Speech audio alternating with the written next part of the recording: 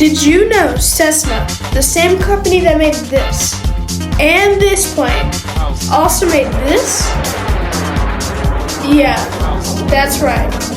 We're going to be talking about the Cessna T-37 Dragonfly. This aircraft has a long and strenuous history, starting as a trainer for jet aircraft.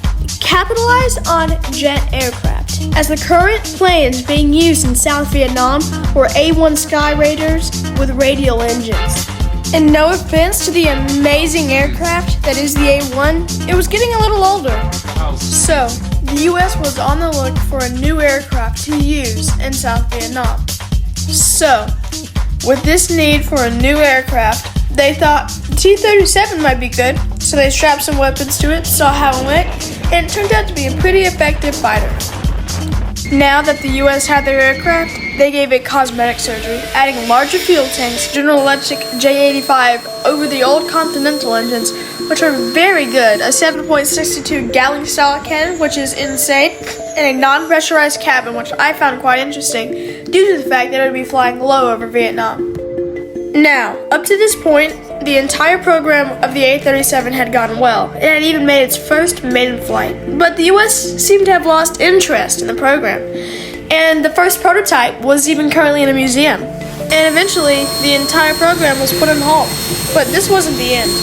The Vietnamese had started actually shooting down our aircraft. They had learned how to shoot down the A-1, and they knew its weaknesses. So the US needed a new jet aircraft that could come to the battlefield and deliver.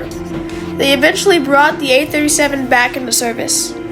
I do think it is important to talk about, however, why the program was canceled and the US Air Force lost interest. The most noticeable problem was that the aircraft lacked range and endurance. Other concerns were that the control responses were heavy during attack runs when it needed to be the most agile. The flight controls were not power boosted, and the vulnerability of the aircraft's non-redundant flight control system was something to worry about.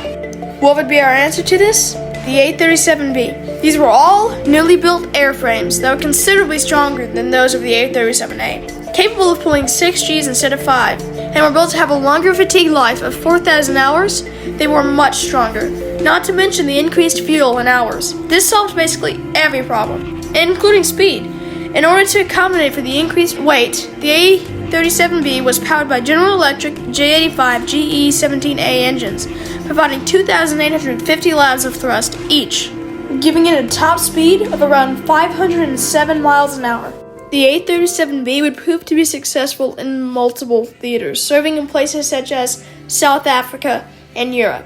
It would also serve under many different militaries. And by the end, America retired it in 1990, and it was then replaced by the A-10 Warthog. Man, what a wild journey the A-37 has been through. Thank you for watching, and have a great day. Bye!